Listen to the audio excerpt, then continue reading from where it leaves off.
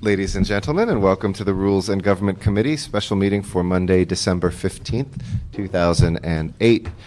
I am the lone member of this committee today. Mr. Zine, I think, is on his way back to the country, and Mr. Weiss is not going to be joining us today. So these will go forward as communications from the chair today. If we can take up public comment. Do we have any general public comment cards? Seeing none, we'll close our general public comment, and if we can take up item 2 first, please. Item number 2 is a Chief Legislative Analyst report relative to the 2009 council recess schedule. This is scheduled for council on December 17th, 2008. Darrell Powell is here to answer any questions you may have. I'd like to ask our city attorney, first of all, if the schedule works for him. Not enough recesses. Not enough recesses. We have a motion from the city attorney for more recesses. If we could get a report back on that.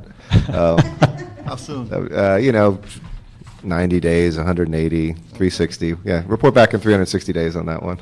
Okay. I do not have any questions. Just let me look through it real quick. Friday. All right, I will go ahead and move the recess schedule. And I know this has come up before where folks have asked us about those days. These are days which the meetings are in recess, but they are not necessarily days which council members take off. So unless they are holidays, our council offices are open and we are available to continue to serve the public. So with that, we'll move number 2. Thank you, Mr. Powell, for your good report. Thank you. And giving us a breather now and again. Let's take up item number 1. Item number 1 is a communication from the mayor in response to motion of Gruel Smith relative to a list of infrastructure projects that would be eligible for President-elect Obama's proposed economic stimulus package to be adopted as part of the city's official legislative position, and priority projects that may also be eligible for President-elect Obama's proposed economic stimulus package. This was heard in a joint meeting of the Transportation and Public Works Committees on December 10th, 2008. Approved the communication from the mayor and made various other recommendations. An instruction was made to the CLA's office, Chief Legislative Analyst, to prepare a resolution to include this into the federal legislative program, and a draft of that is available to the committee. This is scheduled for the Wednesday, December 17th council meeting. Excellent. Couple things, if we can, in any official communications, if we can change the buzz of the day is recovery instead of stimulus is how they're going to be packaging the package. So if we can make it a economic recovery package. Also, I want to, just before we hear from the mayor's office, and I want to thank the council offices that have been involved in the departments as well. I know a lot of us have been communicating about this as well, that I think what I've been hearing in the meetings that I've been a part of, or that folks I know have been a part of, I think as much the way we articulate the values around this recovery package are going to be as important as the projects. And I think that there's, if you can multiply us by, hundreds of other cities, it's quickly turning into something where everybody's like, here's a project, here's a project, here's a project. What can really distinguish Los Angeles is, I think, being at the forefront of articulating the values around what a recovery package should be. So I want to just put a couple of those forward that we might be able to communicate as part of what we formally adopt. There's no question that we need direct funding allocations. I was last Tuesday with a transition team with Speaker Bass, and if we think we have it bad, the state budget is in crisis manyfold over ours, and our state has diverse infrastructure and job needs. But Los Angeles, really, as one of the largest economies, I think, needs a direct allocation that will jumpstart jobs and make strategic investments. One of the principles of the values is, I think, flexibility, first of all, and that's going to be very important in those conversations in Washington, D.C. Whether it's the conversations such as those that Senator Boxer mentioned in flexibility on secret requirements, which we all are usually 100% behind, but we shouldn't be uncompetitive simply because California has those requirements that could, in other times, make us a little slower than other parts. That secret requirements that significantly slow the timeline, we have to work to expedite these processes and to get that flexibility. I think California is just one example, but state by state and municipality by municipality, those exist differently, and so the recovery package should be able to articulate and in some cases be able to override some of the most stringent of requirements. Secondly, I think we want to articulate that we support a recovery package that spends funds strategically. So any infrastructure funding should really come with metrics for the people or the goods moved being measured, for the units of clean water produced, for the number of people served, for the jobs created. The departments did a great job with very little time putting this together with the mayor's office. I know that, for instance, though, comparing like to MTA, did a great job of actually putting the number of jobs that would be created. And that's not usually something that we ask of Bureau of Engineering or others, so I'm not faulting. But as much as we can articulate those metrics, I think we're going to be out ahead of other places as well. So flexibility, strategically, and in that strategic bucket, we should be willing to put in a local match for many types of projects. And I think we do, and we are a self-help city. The mayor's articulated that. This council has articulated that, from housing, where we have the largest housing trust fund, to water projects where we have Prop O. We don't just go with our hand out. We actually bring our own wallet too, to make those funds stretch, and that should make us more competitive. And in the past, it hasn't. Federal dollars are just dollar for dollar. They haven't necessarily always looked at that local match. A couple other things that are in more issue-oriented value articulations. I think the mayor and this council have continue to invest in public safety, restoration of the COPS program, which is under discussion right now, the community-oriented policy solutions, preferably funded at $1 billion, would allow us to kind of get rid of this debate between do we hire more cops in the midst of this. It would actually help us continue with those goals without imperiling our budget. Second, looking at the foreclosure crisis and the housing crisis, I think is a second area where we should be articulating what we want to move forward. Extending funding for foreclosure relief, specifically to help refurbish and resell foreclosed homes. We went to Washington and worked very closely with the mayor's office and Maxine Waters' office on the initial $30 million that we got, but we know that's going to help perhaps 300 families. And when you look at 18,000 foreclosures, it's we need to, I think, continue to hit that. And then third is workforce investment. We need jobs, but we need strategic jobs. And again, this council and mayor have done, I think, a great job in looking at career ladders and training investment, that there's a local hiring component. It should be a part of this recovery package, just as we do with our CRA dollars and other things. We need to make sure that we're not just bringing dollars in to import jobs from other regions, but that federal investment has that attached to it so that we can really help the cities most in need. So, and within that, too, looking at our strategic industries, whether it's, the green economy, redevelopment of public housing, energy efficiency measures, those sorts of things. I think my discussions with the transition team is really they're looking for things where you can have double or triple or quadruple effects, so that it's money that's matched, that fits new energy economy and home repair or something like that for the foreclosure crisis. Those are the ones that really are going to not only bubble up, but be used as examples nationwide. So with that, if the mayor's office wants to come forward, and we'll ask the city engineer to come forward as well and run us through the master list we got going. Good afternoon. Good afternoon. I'm Jim Clark, Director of Federal Relations for Mayor Villaraigosa, and I'd like to just make a brief opening statement. Sure, if I could, please. give you some background. Thank you, Chairman Garcetti. As mentioned, last Wednesday at a joint meeting of the Transportation and Public Works Committee, I presented a list of ready-to-go infrastructure, construction, and acquisition projects that could be eligible for possible federal funding through an economic recovery package. Thank you. That list was developed from submissions by city departments and contained 189 projects with a total project cost of $13.5 billion and a federal funding need of $7.5 billion. The only criteria applied were that the projects be ready to begin construction before August 1st, 2009 and be completed by December 31st, 2010. During the meeting, committee members offered suggestions of possible projects which were later added to the list. In addition, we reviewed any projects which were slated for construction after August 1st but before October 31st to determine if the start date could be moved up. In such instances, the projects were added to the list. Council officers were also contacted by Rules Committee staff and encouraged to propose projects. Those projects were placed on a supplemental list, which is before you. In some instances, the projects were also on departmental lists, but the start dates are inconsistent and need to be resolved. Several of the projects are not on any departmental list, and the start date appears to be way beyond the ready-to-go stage. Subsequent to Friday's cutoff for council offices to submit their projects, we received additional projects from council offices. These are contained in one additional supplemental list, which I provided to Cecilia before today's meeting, which you should have. You can consider if you wish to include any of these supplemental projects in the master project list. Not counting any supplemental lists, we currently have 208 projects with a total cost of $13.6 billion and a federal funding need of $7.6 billion. Lastly, I've provided with a list of projects sorted by the requesting department, which we have also have job numbers associated with each project. So we're able to do that today where you do have the jobs for it. I'd also like to take a moment to provide you with an update of what we know about the federal stimulus legislation, federal recovery legislation. It took me some getting used to too, but you know. First, everything is still in flux, in large part because the congressional leadership is waiting to get a more definitive plan from the Obama transition team. We've heard some broad concepts about job creation, numbers and retention, and infrastructure funding, etc. Hopefully those specifics will come this week as the House is trying to draft legislation by Friday. The legislation would be acted upon during the first and second week in January and hopefully be on President Obama's desk for signing January 21st.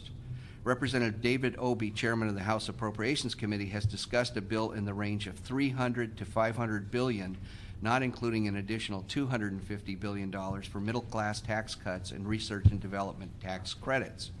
Representative Jim Oberstar has been working on a $45 billion infrastructure component, but that was when the overall bill was scheduled to be in the $150 billion range. Now that the overall bill may be considerably larger, the amount for infrastructure should grow. And I might add, just about a half an hour before I came here, I received an article in which Speaker Pelosi has indicated that the bill ought to be $400 billion that would be available and for infrastructure. Yeah, let me just double check that in a minute. But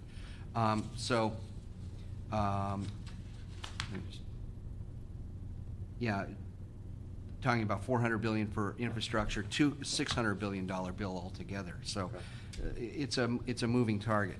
Besides highway and bridge infrastructure, we are fairly certain that there would be funding for water projects, public housing capital renovation, public buildings, which would include possibly getting the federal courthouse done through GSA, Army Corps of Engineers construction projects, school modernization projects, weatherization projects, workforce investment. And I think the Senate has been kicking around a number of about $200 million for workforce investment, and possibly additional funding for justice assistance grants and the COPS program in the tune of at least about $400 million for each one of those, and broadband expansion.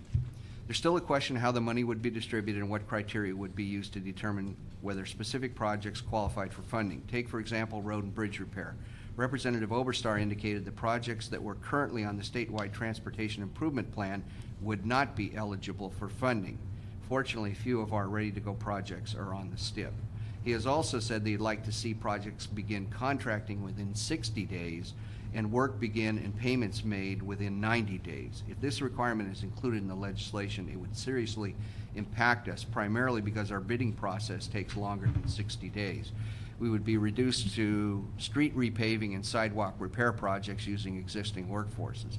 That, however, does not appear to be the type of infrastructure projects the Obama transition team is contemplating under this recovery. So again, I would stress that we should not raise expectations too high, as we are still unsure of how much funding there will be, to whom it will go, and what criteria will be used. But we can be assured that should funding be made available to the City of Los Angeles, we are fully prepared to use it effectively in a timely manner. Thank you.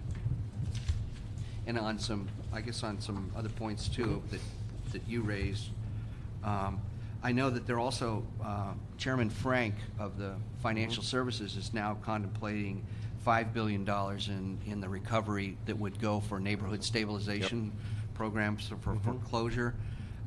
So there may be additional money there as well too. Thank you. Before I hear from our city engineer, let me ask you a couple of things on this. So when we move this forward, the main contact for the city on the economic recovery package, is it going to be you, Jim Seeley? Do we know who we need on the Hill? Because also I have members who have gone up and talked to people on the phone, some who may be out there in D.C., et cetera, and just making sure that we're all clear, because it's very easy. Mayors do it, council members do it, where sometimes, okay, we have this official city position, and then we have private meetings, and we have projects that we're pushing for, and I'm going to try to, help in the council be as much on the same page, because I really think those cities that don't have their acts together and are saying different things to different folks will, not be rewarded. So can we just work on that and, Yes, and sir. let us know who's going to be pointing? We'll need to if have it's that. you, it's great. And If we'll it's probably need to trim the list down and Absolutely. put priorities on, which we've Yep. not done. The other thing too is that we think that we heard this rumor that we don't necessarily like, is that the highway money would go to the states, but because they're afraid of the amount of time or a delay in passing it through to the local government, that it would just be up to the states. Yeah. So we're probably going to have to go up to Sacramento and make sure Yep. they're aware of our projects and that Yep. they're added to whatever list. Yeah. And we would have to go through basically agency by agency. GSA to talk about the federal courthouse, go to the Army Corps of Engineers to talk about our dredging projects, go to HUD to talk about what we've got in the public housing projects that we'd want to do. So we're really going to need to create a very strategic approach, and besides just talking to members Absolutely. of Congress. Okay. And under the charter, after the 19th, after Friday, we don't meet until January. We have a 2-week recess. Under the charter, when we're not meeting or on an emergency basis, the council president and the mayor can adopt official positions that then have to be at the first meeting of council ratified and confirmed, but can be official positions in the meantime. So I think as we see the criteria of the list, if I can set forward as part of the direction in this, that the council president's office and with the CLA, of course, for all the council members, and the mayor's office, continue to meet into next week to see what we need to change. If they do say we need top 10 and we have to prioritize, if there's different criteria on the flexibility and we need to shape, how we can meet that, that we can take advantage of that part of the charter. And the city attorney can explain that maybe tomorrow when it's in full council as well as part of the process. But I just didn't want us to be caught flat-footed suddenly because we're on our recess right when the markups are happening. And along those lines, too, Mr. City Attorney, maybe you can tell us, is there anything that we can do to change and accelerate our own internal bidding process in some sort of emergency environment as the ones that we may have? I can't answer that. I think our engineer would have better You insight do on it. that. Now you point at somebody else and say he can answer.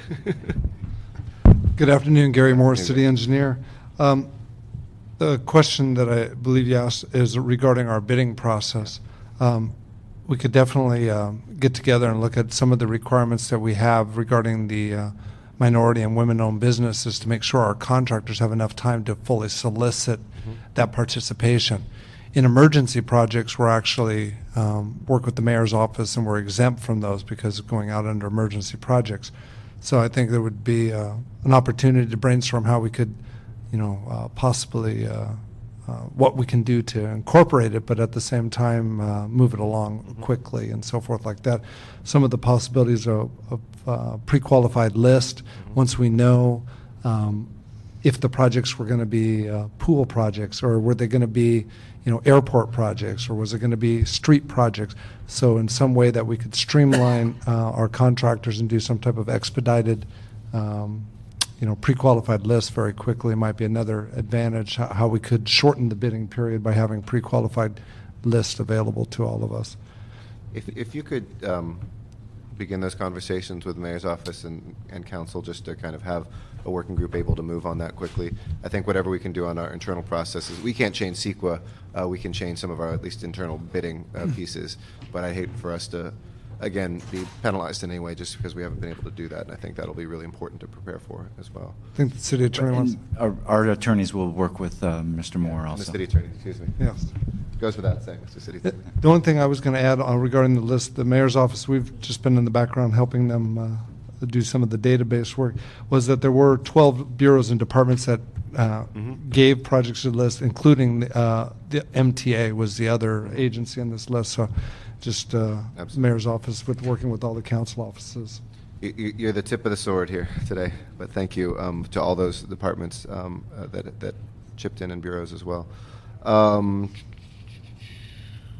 Do we have any idea where we are vis-a-vis other jurisdictions in compiling these lists? Have we seen other cities that have more together, what they did to model it? Are we ahead of folks as much as you can tell? I can give you some sense because the U.S. Conference of Mayors has been accumulating lists, and so they did get responses from something like 420 cities everything from medium-sized to large cities Mm-hmm. responding.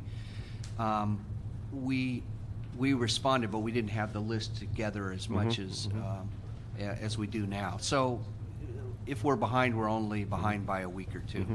Is the Conference on Mayors putting something forward as a They've done it organization? twice now, and they've They met the transition team on Monday, right? yeah, Was and it they're last going. Monday, yeah. They've got a deadline of Friday that they want to reissue the report. So we'll be inputting all these. And that has specifics. Then it actually goes nationwide. Yes, it does, and there's a list of the projects. What they're asking for is the project description and the construction costs and or the amount of money they're asking for and the total number of jobs.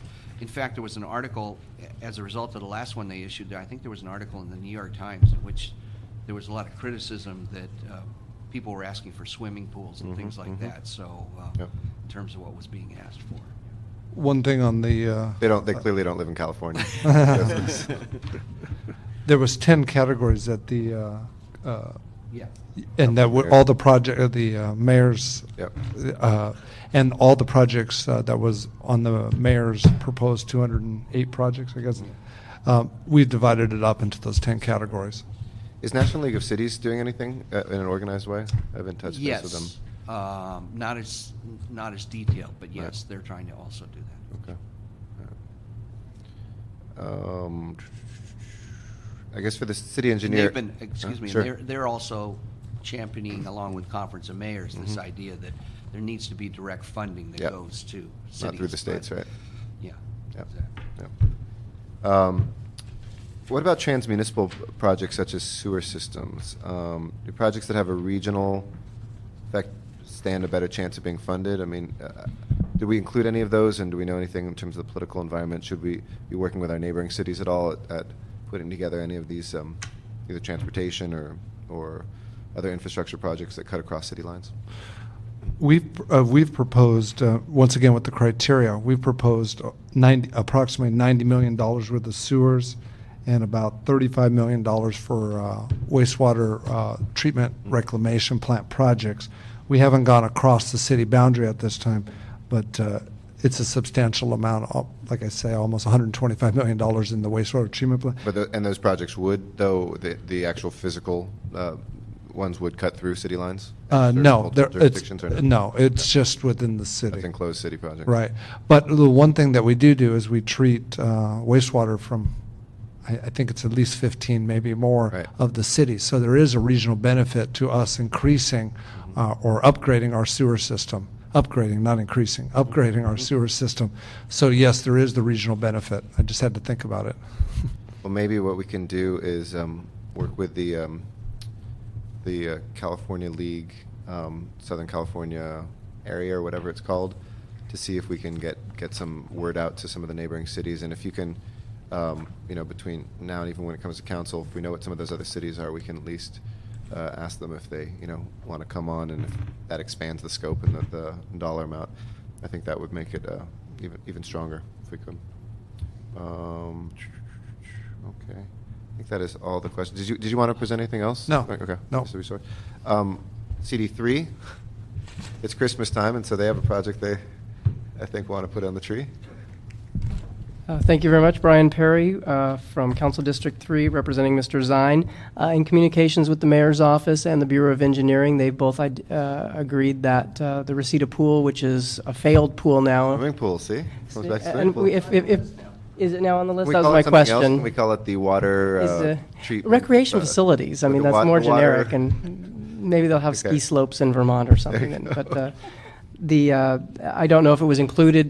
They indicated that they would include it on the supplemental list Mm-hmm. since the Transportation and Public Works Committee met. I just wanted to verify that. And Okay. Has that been added? It's on the supplemental list. is it? Okay. Super. Thank you. That's all we were. And on the supplemental list, just one last piece of business. You said we could prioritize some of those onto the main list. So right now we have them as a supplemental list, and we have core projects and then supplemental ones. I just want, as members ask me about, does that mean that it's not as high a priority? How are we communicating? No, what we Should need to pass do, it? I think, on a lot of them is really one is we had some that were on the master list, but the dates are inconsistent, Mm-hmm. whereas the department shows the project starting much later than what the council district has suggested. Gotcha. There are others that are not on the department list at all, and we really need more information as to whether this really is a viable project that would be ready to go, or it's something, in a lot of cases, the design hasn't even started on these projects. Why don't we do this as part of what we're formally putting forward? Let's have a working group consisting of the city engineer, just on behalf of the 12 departments and bureaus, which is, I know, a big load, CAO, CLA, city attorney, mayor and council president's office, that can work as we're past the 19th deadline. So we'll figure out how we consolidate all this. But my feeling is over those 2 weeks of our recess is really when a lot of these decisions are made. Excuse me. And then we can work on trying to develop the internal criteria that we have for, what pops things up, not based on politics, not based on, what we think is right, but what our, own staff tell us can actually move. So we'll convene that as a working group that has that authority under the charter, the mayor's office and council president to be able to take emergency positions as we see things and need to act nimbly, okay? But we'll include those other folks. Thank you. All right, so with that, we will go ahead and we will move this forward to council, both with supplemental and the full recommendations. Anything that we can add to between now and then? I think you said that on the jobs piece, let's amend that so that we can have that when it comes to full council. And if there's no objection, and if the mayor's office wants to add anything to that value statement, I'd like us to have some kind of formal values articulation. So I would propose what I said before be included as part of our kind of formal values articulation over the both subject areas of the recovery package and the methodology of the recovery package. If there's anything the mayor's office would like to add, just let us know, and we'll do that on the floor when it comes to council too. Okay. All right. Any other questions, thoughts, concerns? Public comment? Yes. Just for the record, CLA has submitted a resolution, and does the committee wish to adopt the Yes, resolution? please. The chair wants to communicate it at least to the rest of council, so we will adopt that as part of the resolution as well. Okay? Would you like to revise the resolution to include the value Yes, statement? that would be perfect. That's Okay. the best way to do it. And so we would revise that and bring that to council for consideration by council on Wednesday. Yes, please. Perfect. And then we'll add the, that's already out of the charter, so we can put that. Okay, great. This meeting of Rules and Government is adjourned. Thank you all very much.